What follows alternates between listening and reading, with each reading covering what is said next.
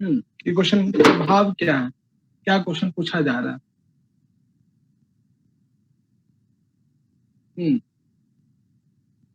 कौन बताएंगे?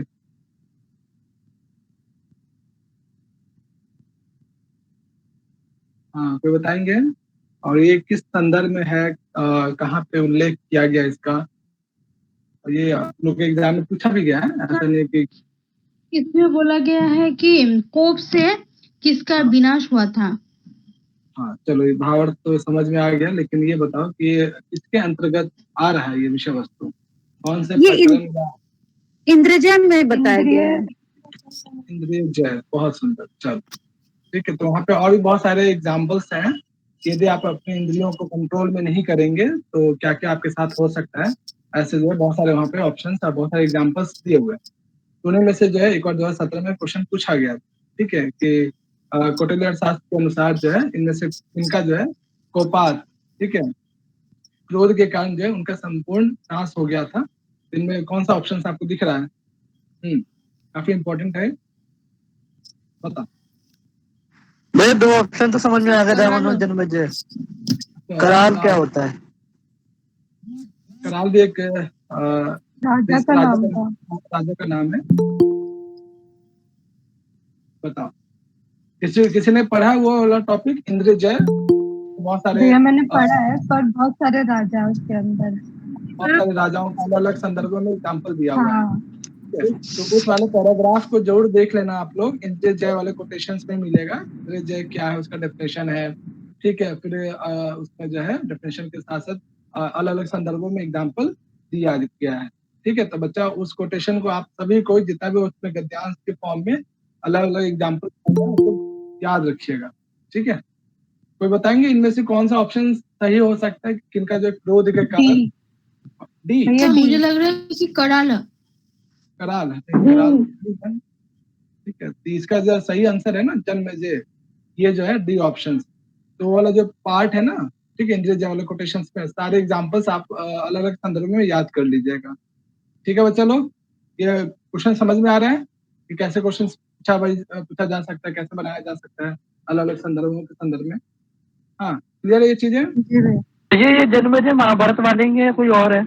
हाँ मुझे तो कोई और लग रहे हैं। वही वाले हैं, तो उनका यहाँ पे एग्जाम्पल के में दिया गया है। ठीक है, तो भैया उनका ऐसा कौन सा कैसे विनाश हुआ था उससे, क्रोध से? देखो इसमें क्या है कि एक ऋषि होते हैं, उनको क्रोध दिला, मतलब किसी कारणवश, बहुत सारी कहानी है उसमें, पढ़ोगे तो समझ में आ जाएगा। ठीक है, सब डिटेल में नहीं जा रहा हूँ मैं। ठीक है, उसमें दिया हुआ है।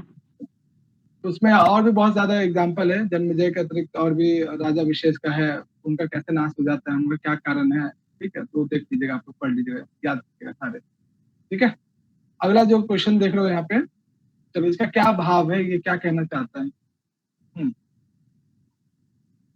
बताओ बच्चे। भैया इसका भावार्थ है कि कौटिल्य के अनुसार मंत्र जो है किसको नहीं सुनना चाहिए, और मंत्र सुनने के योग्य नहीं होता। हाँ, मंत्रों का पाठ करने योग्य कौन नहीं है, ठीक है। क्या हो सकता है ये? भैया इसका डी हो सकता है, धर्महीन। धर्महीन। धर्महीन, ओके। और कुछ ऑप्शन आप लोग को नहीं लग रहा है? मंत्रों का पाठ, क्षत्रिय भी हो सकता है। मंत्रों का पाठ कौन कर सकता है, कौन योग्य होता है कि अच्छे से मंत्रों का पाठ कर पाए? भैया बी बी बी बी अश्रोत्रिय है, जो सुना ना जा सके, नहीं? और कोई और शब्द देखो। शास्त्र ज्ञान से जो शून्य होता है सर। सर धर्म होगा ना, श्रोतुम ना अर्हति लिखा है ना।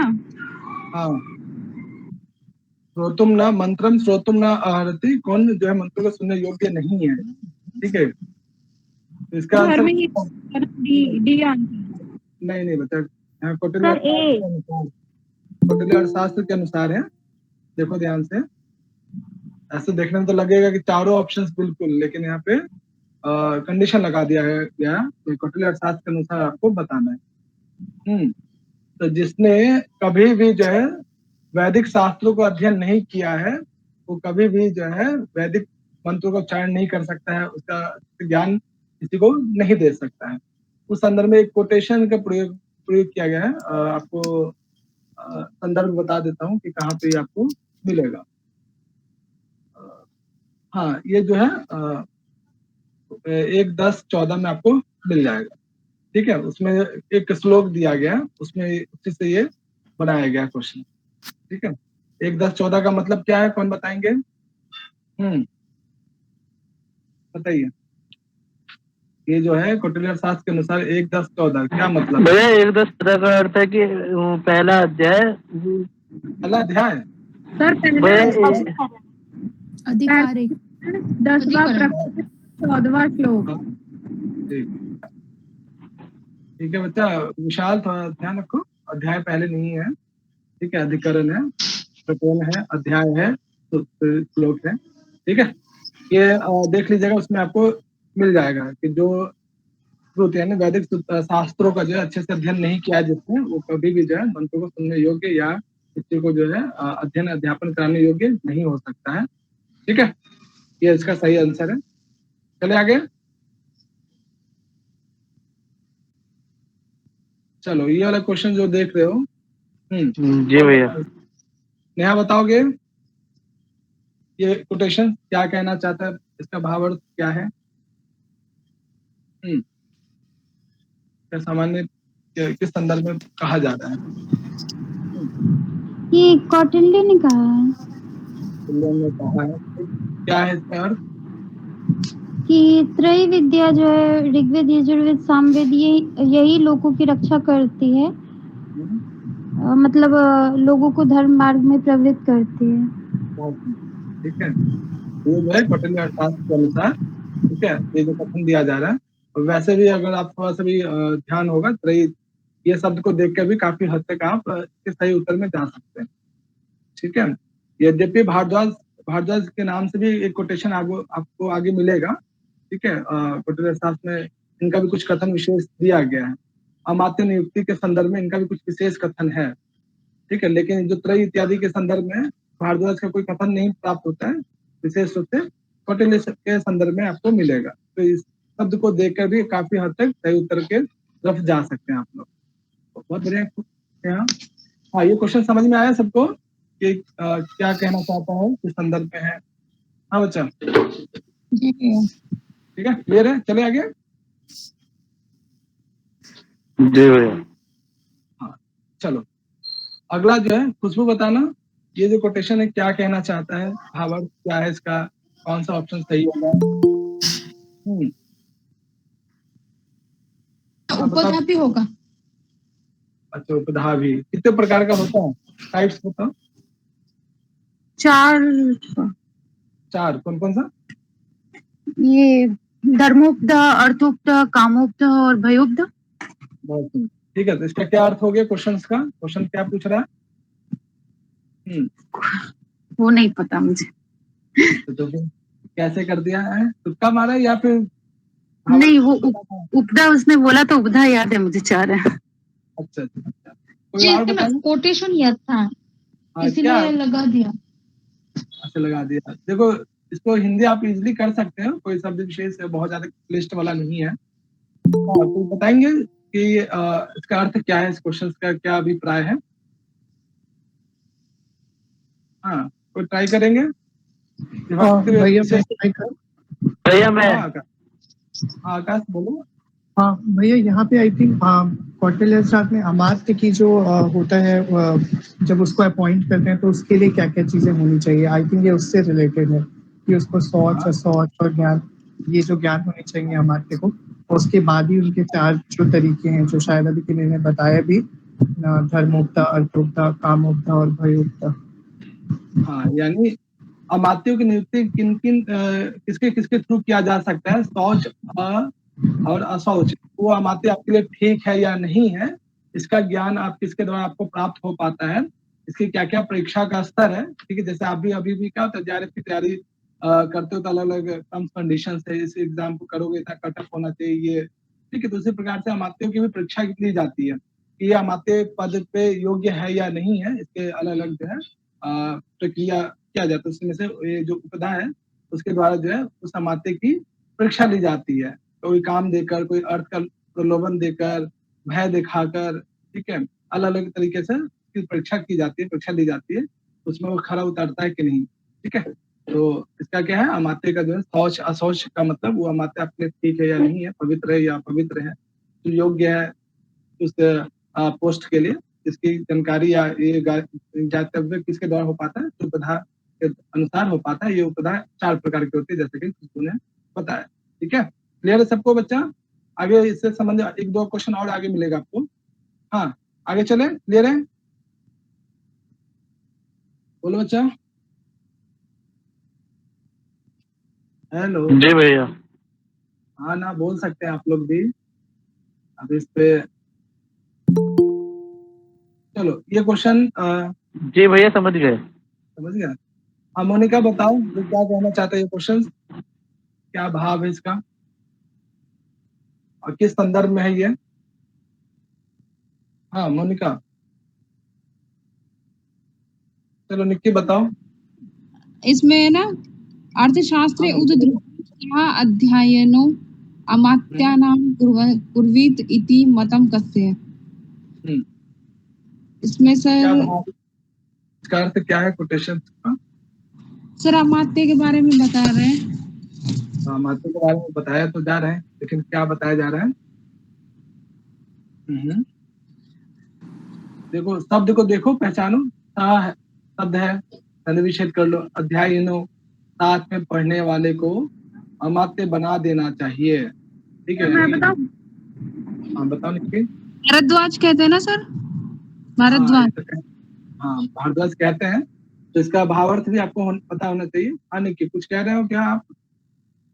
नहीं सर। हाँ, तो देखो जो अभी हम लोगों ने डिस्कशन भी कर रहे थे भारद्वाज के संदर्भ में, कि अमात्य के कौन से किसे जो है अमात्य के पद पे रखना चाहिए, अलग अलग कंडीशन है, अलग अलग आचार्यों का मत है। तो उन्हीं में से भारद्वाज इसी कहते हैं कि देखो, राजा के साथ जिसने भी अध्यापन किया होगा, जिसने पार्टी रहा होगा, साथ में अध्ययन किया है, उसी को अमात्य बना देना चाहिए, ठीक है। तो इसमें शब्द विशेष को कभी भी क्वेश्चन ना आए समझ में कि क्वेश्चन कहना क्या भैया चाहते हैं, इसका एग्जाम्पल भी मिलता है, सर इसका इसका एग्जाम्पल भी मिलता है।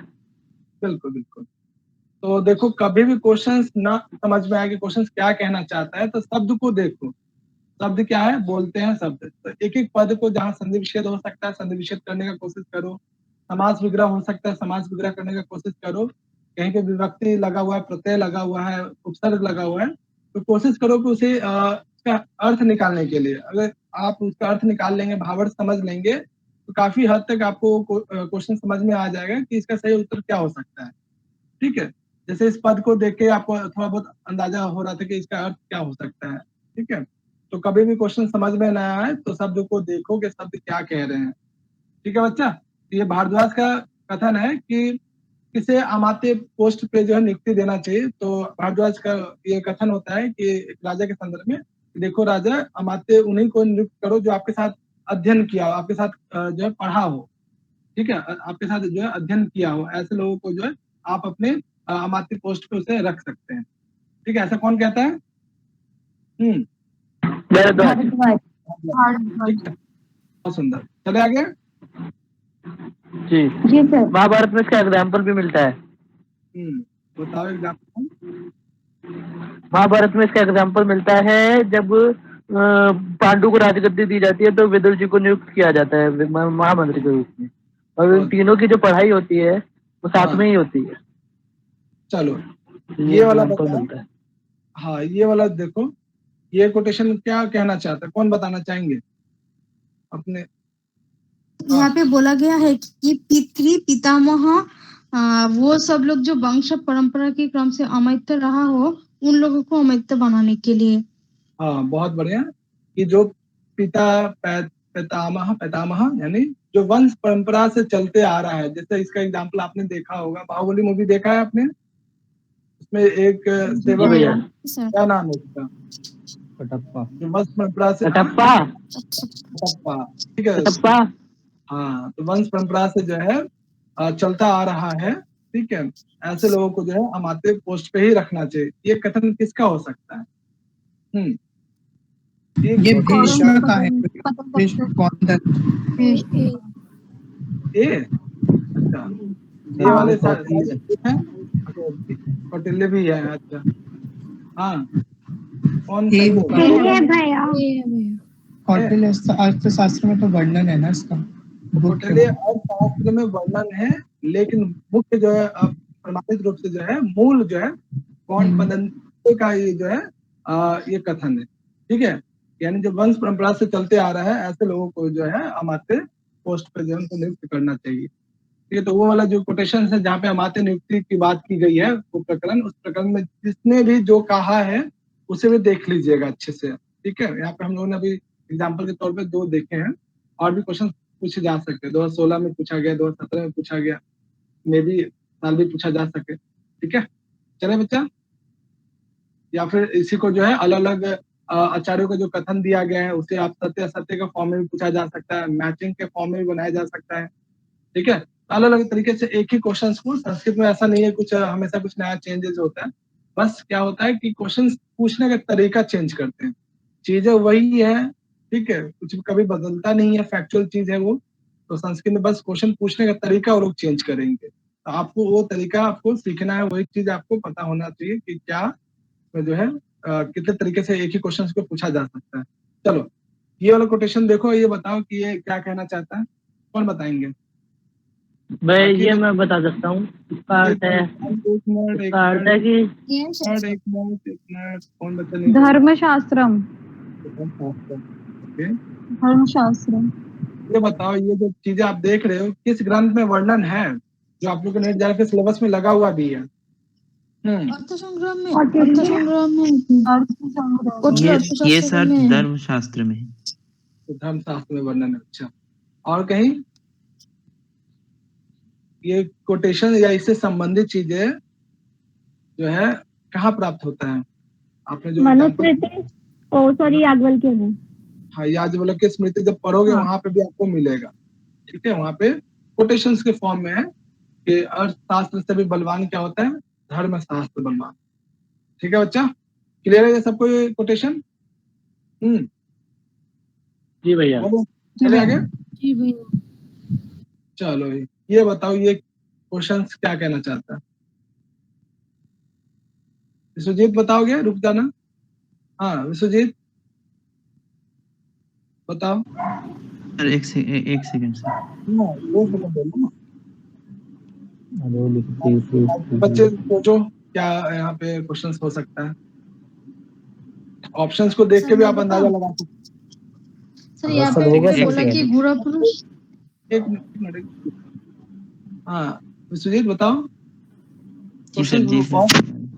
हाँ तो नहीं, इतना सोचोगे विश्वजीत? सर पढ़ा है कम ना, इसलिए याद कर रहे हैं। इसे समझ जाओगे तो मुझे लगता है ऑप्शन अपने आप क्लियर हो जाएगा। गुरु पुरुष, हाँ गुरु पुरुष, मंत्री, तीक्ष्ण, मंत्री मंत्री आएगा इसका। नहीं, गुरु पुरुष 9 भवती है पे जो है ना। हाँ 9 भवती, तो गुरु पुरुष मंत्री नहीं है और बाकी सब है। ये जो है ना सर, हाँ बी होगा। बी सत्ती, ऐसे क्यों? इसलिए रिवीजन नहीं किया है क्या? सर मुझे डी लग रहा सब। नहीं सर, एक सेकंड बता रहे सर, ये सही बताएंगे, एक सेकंड। इसमें जो है ना मंत्री ही होगा, कि इसमें जो है ना बाकी सब क्षत्रिय, तीक्ष्ण और रसद जो है वो गुरु पुरुष के अंतर्गत आते हैं, केवल मंत्री ही नहीं आते। अच्छा, गुरु पुरुष का मतलब क्या सर? ये गुप्तचर का वर्णन है इसमें। गुप्तचर का वर्णन किस तरह के गुप्तचर होने चाहिए। तो गुप्तचर को संस्कृत में गुरु पुरुष भी कहते हैं, जो छिपा हुआ रहता है गुरु। ठीक है, इसी को संस्कृत फॉर्म में यहाँ पे पूछ लिया गया 2014 में। ठीक है, बहुत ज्यादा दूर भी नहीं है। तो इसमें जो है ये सारे जो है क्या है, गुप्तचर के प्रकार हैं।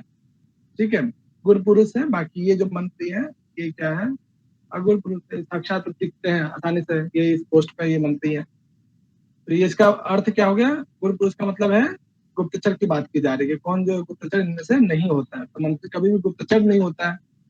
ठीक है, मंत्री अपनी पोस्ट पर साक्षात प्रत्यक्ष रूप से दिखाई देता है। ठीक है बच्चा, क्लियर है ये चीजें? किसी को कोई डाउट इसमें? नहीं भैया। एक बात बताओ, बोलो। वो 3 गुरु पुरुष के अलावा और एक है। और भी है, बहुत सारे हैं। इसके भी 2 प्रकार हैं, बांटे गए ना, एक संचारी, एक जो है अस्थाई। अलग अलग टाइप हम लोगों ने देखा था कल, उस पर भी क्वेश्चन प्रैक्टिस किया था। चलो बताओ दीपिका, ये क्या क्वेश्चंस कहना चाह रहे हैं? इसमें भैया मात्य की परीक्षा के कितने उपाय हैं? कौन कौन से हैं, कितने हैं, नाम बताओ।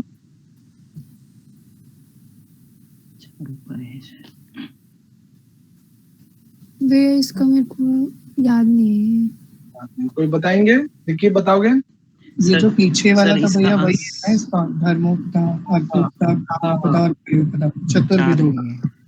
अच्छा तो अभी सर चतुर्विधा कौन कौन सा है, नाम बताओ। अर्थ उपधा, उपाय उपधा, काम उपधा और अर्थ काम भय उपधा, चौथा। अर्थ काम भय, रिकॉर्डिंग ऑन कर दी थी। उपाय उपाय में अर्थ आता है वहाँ पे। उपाय कहाँ पे है, ध्यान से।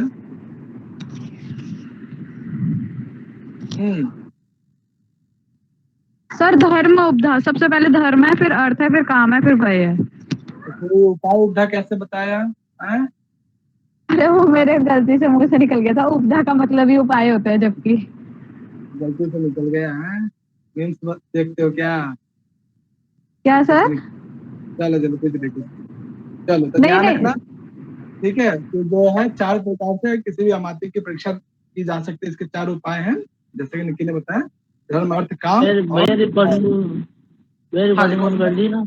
हाँ रिकॉर्डिंग ऑन है, चल रही है रिकॉर्डिंग, ठीक है। चलो अगला देखो, यहाँ पे क्लियर है बच्चा ये वाला कोटेशंस? जी भैया। चलो आगे बढ़ते हैं। चलो ये जो अगला कोटेशन देख रहे हो, कौन बताएंगे? सिर्फ अपना नाम बताना बस। कौन बताना? मैं बता सकता हूँ। मैं इसका आएगा डी।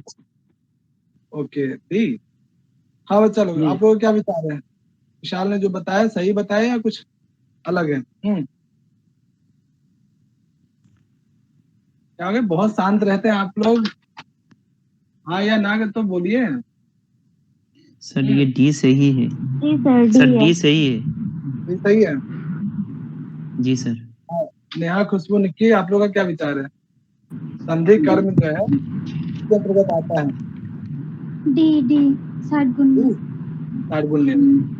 हाँ डी तो मुझे तो याद नहीं, शायद योग वृत्त के अंदर भी आ सकता है। योग वृत्त में कैसे आएगा? ये संधि कर्म राजा के जो है, जब आप सप्तांग पढ़ते हैं, ठीक है, 60 गुण ने 6 गुण जो होने चाहिए किसी भी राज्य को संचालित करने के लिए, उन्हीं में से क्या एक संधि भी है। किससे जो है दोस्ती करना चाहिए, किससे संधि नहीं करना चाहिए, उसका विस्तार जो है इसी के अंतर्गत आता है। इसी को हम संधि को हम ऐसे भी देख सकते हैं, जब हम साम दाम दंड भेद को अपनाते हैं ना, तो उसमें जो साम और दाम है उसमें संधि का प्रयोग किया जाता है। ठीक है, अपनी तरफ मिलाना। सभी का विषय वस्तु थोड़ा सा ध्यान रखिएगा, और आप लोग को बताया भी गया होगा, जिन्होंने क्लास लिया होगा कभी, तो उसमें प्रत्येक जो है, ठीक है, उसमें इसमें कौन सा विषय वस्तु है, मुख्य विषय वस्तु, ठीक है, याद रखिएगा। ठीक है, चले आगे। जी भैया। देखो अगला, ये बहुत ही सिंपल है। चलो ये कौन बताएंगे? तो कौन नहीं बोल रहा है एक बार भी? ये लो संग। हाँ कामनी बताओ, इसमें से बताओ।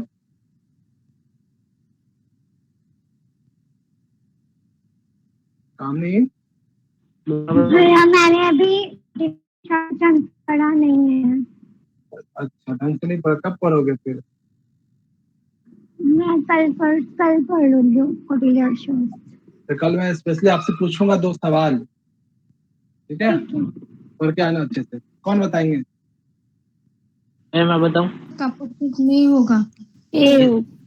इसका ए है, कार्मिक। ये जो है गुरु पुरुष नहीं है, बाकी सब तो है ही। इसके अतिरिक्त और भी बहुत सारे गुप्तचर हैं, ठीक है। चलो बहुत सिंपल क्वेश्चन था ये तो। ये भी चलो, इसमें कौन सा ऑप्शन होगा फटाफट बता दो। इसमें तो पहले अंशुल, मैं सी सी होगा, सी। ठीक है अंशुल, ये जो बच्चे बता रहे हैं क्या आंसर इसका सही होना चाहिए और क्यों होना चाहिए ये भी बताओ, और क्या इसका कोटेशन का क्या भाव है।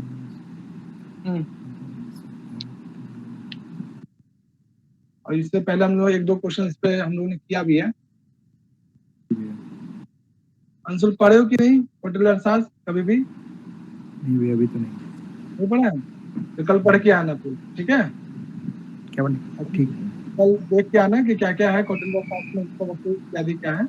जी चलो प्रभात बाबू, क्या विचार आपका? हाँ प्रभात, हाँ बताओ कौन सा ऑप्शन सही है?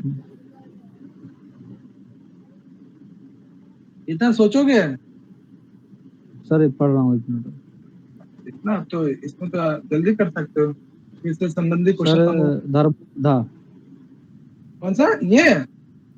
ध्यान से क्वेश्चन पढ़ो कि क्या पूछा जा रहा है। ये देखो, सत्तो शौच ज्ञानार्थम। अभी तो मैंने भी बताया था चारों के चारों। हाँ नितिन ने बताया भी था चारों के चारों ऑप्शन। इसके शब्द पीछे भी आया था। हाँ प्रभात बाबू का ध्यान। ज्ञानार्थ का अर्थ क्या है? मतलब कौन सा मात्य उचित है, अनुचित है, ये इस पोस्ट के योग्य है या नहीं है, ठीक है? इसे जो है कौटिल्य के अनुसार किस उपधा के द्वारा जो है इनसे निर्देश नहीं किया गया। इन चारों में से किस उपधा का प्रयोग नहीं किया जाता है अमात्यों के निर्णय में? कामोपधा। कामोपधा, मोक्षोपधा। हाँ ये इसके द्वारा कभी भी किसी अमात्य की जो है नियुक्ति हो ही नहीं सकती है। मोक्ष का भय दिखाकर, मोक्ष का लालच दिखाकर, ऐसा संभव ही नहीं है, ठीक है? चलो बाकी चौथा कौन सा ऑप्शन होना चाहिए था? ये तो होना ही है, ये है ये चौथा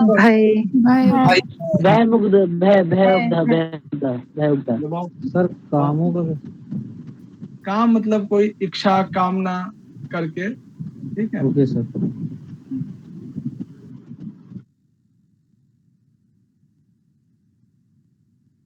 चलो ये बताओ, बहुत आज का क्वेश्चन बहुत ही सिंपल है, कल का क्वेश्चन तो हम लोगों ने थोड़ा सा लिस्ट था। बताओ नीतू बताओ। भैया ए होगा, बिना अधिकारी होगा सर। मैं तो ए होगा। ये तो बहुत सिंपल है, ठीक है? चलो बहुत बढ़िया। बिना अधिकारिक में जितने भी उसमें प्रकरण दिए गए हैं सबको अच्छे से देख लीजिएगा, नामकरण वो भी क्रम के अनुसार। चलो बहुत ये बताओ ये क्या है? अच्छा क्वेश्चन। ये कौन बताना चाहेंगे? जो बताएंगे बस नाम बताना, आंसर मत बताना भी। कौन बताएंगे और इसका भावार्थ क्या है वो भी बताना। अरे मैंने बोला सिर्फ नाम बताना, आंसर नहीं बताना। हाँ सर ए। मैं क्या बताना है? ये इसकी हिंदी करनी है ना? तो हिंदी बतानी है कि तो क्या कहना चाहता है और साथ ही साथ इसका आंसर। हाँ चलो खुशबू क्या विचार है बताओ।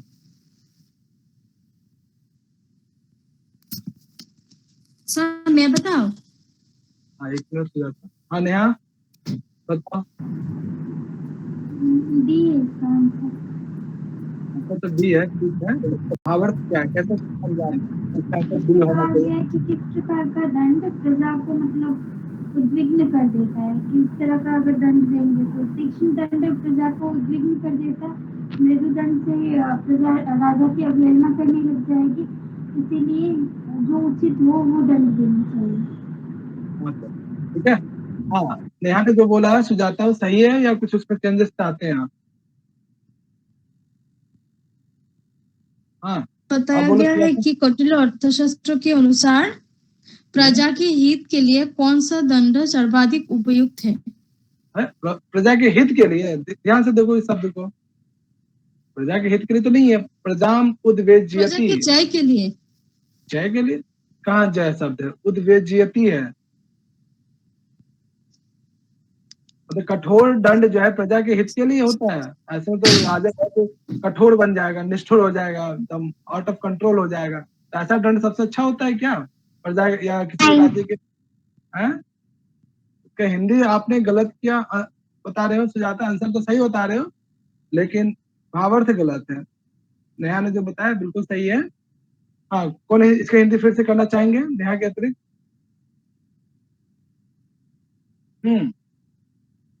भैया यहाँ पे यही तो बात हो रही है कि कौटिल्य अर्थशास्त्र जो बुक है उसके हिसाब से कौन सा दंड जो है वो प्रजा के लिए मतलब ठीक है, उस सेंस में वो कह रहा है, तो इसीलिए उद्वेद्यति है, देखो ध्यान दो, उद्वेद्यति का मतलब क्या है? हाँ, इसका क्या अर्थ होता है? कठोर, ठीक नहीं है उस सेंस में। उचित, हाँ, कि कौन सा दंड जो प्रजा को सबसे ज्यादा परेशान कर देता है। उद्वेज्यते मतलब उद्विग्न होना, परेशान करना, ठीक है। तो किसी भी देश में यदि सबसे ज्यादा कठोर दंड होगा, उस देश में जो प्रजाएं होंगी और राजाओं से क्या बहुत ज्यादा प्रताड़ित हो जाएंगी, ठीक है। उस दंड की बात की जा रही है यहाँ पे, समझ में आ रहा है? इसमें उद्वेज्यति शब्द है, जी सर। ठीक है, तो ध्यान रखिएगा इसको भैया। लेकिन एक बात है, एक प्रश्न है यहाँ पर कि अगर मान लीजिए किसी को मतलब कोई मतलब हल्का हल्का जो है मीठा मतलब एक तरह से जो मृदुल दंड दिया जाएगा तो भी जो है प्रजा के लिए उचित नहीं है। ये भी उचित नहीं, ये भी उचित नहीं है, ये वाला। तभी तो वहाँ पे कौटिल्य शास्त्र कहते हैं कि नहीं, सबसे जो है यथा अहर दंड, जैसे अपराध उस हिसाब से दंड होना चाहिए जो प्रजा के अनुसार उचित हो, वैसे दंड का प्रावधान करना चाहिए। वहाँ जब आप दंड विधान पढ़ेंगे दंड नीति के संदर्भ में, तो वहाँ पे कोटेशन प्रयोग करते हैं कौन सा जो दंड सबके हित में होना चाहिए, ठीक है, ऐसा दंड देना चाहिए, ठीक है। तो दंड नीति के संदर्भ में बहुत सारे वहाँ पे कोटेशन प्रयोग मिलता है आपको शुरुआत के कोटेशन में, विद्या समुद्देश्य वाले प्रकरण में ही, ठीक है। और तीक्ष्ण दंड जिस भी राज्य का या फिर जिस भी देश का जो है, अगर कठोर शासन व्यवस्था होगा तो वहाँ का राजा क्या होगा, जो भी शासक हो निष्ठुर हो जाएगा, ठीक है, आउट ऑफ कंट्रोल हो जाएगा, किसी की बात मानेगा ही नहीं, जब मन करेगा उस हिसाब से प्रजा को परेशान करेगा, ठीक है। तो ऐसा दंड जैसे कि बहुत सारे राज्य जैसे कि रघुवंश में अग्निवर्ण, हाँ, या फिर आपने ये क्या नाम है, कौन सी उत्तर कोरिया दक्षिण कोरिया, क्या नाम उसका, किम जोंग का देख लो, कितना कठोर शासन है वहाँ पे हेयर कट जो है प्रजा को अपने शासक के अनुसार रखना पड़ता है, हेयर कट भी अपने अनुसार नहीं रख सकता है कोई। तो जो वहाँ का कितना कठोर दंड है, तो उससे प्रजा क्या होता है, बहुत ज्यादा परेशान हो जाता है, ठीक है भैया। इसमें हम ज्यादा कहीं और न जाकर स्वयं कौटिल्य के समय का जो है उदाहरण ले सकते हैं, जो उनका जो राजा था धनानंद, वो भी बहुत क्रूर थे, वो भी बहुत बिल्कुल बिल्कुल, बहुत सारे बल्कि चाणक्य को उन्होंने फंसवा दिया था अपने राज्यसभा से। बिल्कुल बिल्कुल, ठीक है बच्चा, ये समझ में आया, क्लियर है? हाँ, कोई समस्या? इसी में से एक क्वेश्चन था। चलो, इसमें कौन सा दंड पूजनीय है? ये जो चार ऑप्शन, भैया ऑप्शन ए। हाँ चलो, ऑप्शन ए, कौन सा? ए ऑप्शन पूजनीय है, ठीक है, बहुत बढ़िया। और एक और था, चलो ये दो दंड के विषय में जरूर ध्यान रखना, और भी उसमें दंड के विषय में वर्णन है, उसको भी देख लेना एक बार प्रकरण में। चले आगे। जी भैया। हाँ, ये वाला जो कोटेशन देख रहे हो, दुर्ग विनिवेशः, ये कहाँ पर वर्णन है, किस संदर्भ में है, बताओ। विनय अधिकरण में। अच्छा, अध्यक्ष प्रचार में नहीं, देखने में लगेगा कि आपको विनय अधिकारी के में ये सर डी वाले नहीं, ये सर अध्यक्ष प्रचार में कौन कह रहे हैं कि इसमें है, ये तो गलत है सर। ये अध्यक्ष प्रचार जो है ना उसमें है। अध्यक्ष प्रचार देखोगे तो उसमें दुर्ग का निर्माण कैसा होना चाहिए, कितने प्रकार का होना चाहिए, ठीक है, अलग अलग दुर्ग की चर्चा उसमें की गई अध्यक्ष प्रचार में, ठीक है। तो विनय अधिकारिक में सारा जो है, ठीक है, इसमें नहीं है दूसरे वाले। भैया तो फिर ये क्वेश्चन पूछा क्यों गया है, मतलब ये क्वेश्चन तो बिना अधिकारी से जो है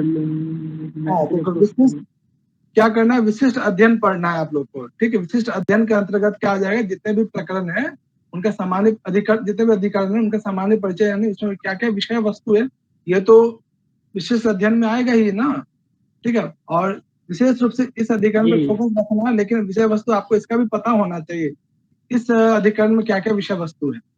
ठीक है, संक्षेप में इस आधार पर जो है पूछा गया। सर इतना याद रखना तो टफ हो जाता है। टफ कहाँ, मतलब विषय वस्तु में 2-4 विषय वस्तु तो आपको पता ही होना चाहिए मुख्य रूप से कि ये विषय वस्तु है, इसके अंतर्गत सारा मूल फोकस जो है विनय अधिकरण पे होना चाहिए। इसके अतिरिक्त जो अधिकरण लगाया गया उसमें विषय वस्तुओं को जरूर देख लीजिएगा।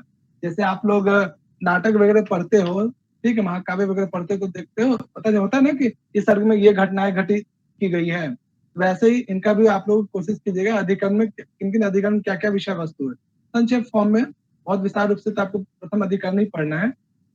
ठीक है बच्चा, चीजें समझ में आया आज के लिए? तो आज वाला क्वेश्चन तो बहुत ही सिंपल था, कल वाला क्वेश्चन थोड़ा क्लिष्ट था। अब ये बता दो आप लोग कि कल कौन सा सब्जेक्ट करना चाहोगे, मनुस्मृति या याज्ञवल्क्य स्मृति? आज इतना ही क्वेश्चन है। हाँ ठीक है, आज क्लास जल्दी छोड़ रहा हूँ मैं आप लोग को। बताओ बच्चा, कल कौन सा टॉपिक पर करना चाहोगे? मनुस्मृति करें, पक्का तो पूरा करना है एक दिन। याज्ञवल्क्य स्मृति की कोई बुक हो तो सेंड कर देना। ठीक है, कर दूंगा। हाँ बच्चा बताओ, याज्ञवल्क्य स्मृति पूरा व्यवहार अध्याय करना है या उसके व्यवहार अध्याय का हाफ करना है? पूरा एक दिन में रिवीजन कर लोगे आप लोग? हाँ बताओ आप लोग। पूरा व्यवहार अध्याय पूरा कर लेंगे। पूरा कर लोगे सभी कोई? हो जाएगा। चलो ऐसा करो कि पूरा एक दिन में, ठीक है, प्रेशर में इंसान बहुत अच्छा काम करता है, तो एक दिन में पूरा याज्ञवल्क्य अच्छे से कवर करके आओ, जितना भी इसमें फैक्चुअल चीज दिया गया है, ठीक है, और बेसिक से बेसिक और एक जितना भी एक चीजें स्टैंडर्ड लेवल तक हो सकता है अच्छे से कवर करके पढ़ के सभी कोई आई। सर पढ़ते समय जो जो टॉपिक्स बताए थे आपने, क्या बताया था कि नाम और ये सब ध्यान रखना? क्या नाम, किसके संदर्भ में? मतलब सर कि जब आपने पढ़ने के लिए कहा था तो 2-3 चीजें बताई थी कि जो अगर यहाँ उनमें मिले तो उसको कोट कर लेना, मतलब ध्यान रखना उसको। जैसे किसी का वर्णन किया गया है और किसी के बारे में बताया गया है, किसी चीज का प्रकार बताया गया है, ऐसे। हाँ वो क्रमबद्ध तरीके में, यही यदि किसी का भेद हो, ठीक है, दो से अधिक किसी का भेद दिया गया, उसे आप कोशिश कीजिएगा कि क्रमबद्ध तरीके से याद हो जाए। यही कहीं पे किसी में फैक्चुअल चीज दिया गया है, उसे भी आप एज ए डाटा के फॉर्म में याद रखिए। ठीक है, जैसे कौटिल्य शास्त्र में बहुत ज्यादा डाटा दिया गया है, वार्ता के अलग अलग फॉर्म में वर्णन किया गया, वैसे जब याज्ञवल्क्य स्मृति पढ़ेंगे तो उसमें भी बहुत ज्यादा आपको डाटा मिलेगा। थोड़ा सा डाटा याद रखिएगा, प्रैक्टिस कीजिएगा, में क्या क्या अलग अलग संदर्भ है, उसमें साथ ही साथ उसमें भी बहुत सारे व्यवहार अध्याय के अंतर्गत बहुत सारे प्रकरण है, उनको भी आप कोशिश कीजिएगा क्रमबद्ध तरीके से याद करने के लिए। ठीक है, पूरा याद नहीं होता तो कम से कम शुरुआत का 10 तो जरूर याद कर लीजिए। ठीक है, व्यवहार अध्याय के अंतर्गत क्या क्या आपने पढ़ा है उसे क्रमबद्ध तरीके से याद कीजिएगा। बाकी कल क्वेश्चंस देखोगे तो समझ में आ जाएगा कि आपको किन किन चीजों पे कैसे कैसे फोकस रखना है। ठीक है, और कोई क्वेश्चंस? ठीक है, तो फिर मिलते हैं फिर कल। हाँ क्या कुछ कह रहे हो? नहीं भैया कुछ नहीं, थैंक यू सो मच भैया, सुबह मिलते हैं। सुबह मिलते हैं, आप लोग सुबह रात को मिलते हैं कल। याज्ञवल्क्य स्मृति पढ़ के आइएगा सब अच्छे से। ठीक है, चलिए गुड नाइट। हाँ सुबह अपने स्थान पे जो है। Good night sir. Good night. सुबह ओके, गुड नाइट। नमस्ते।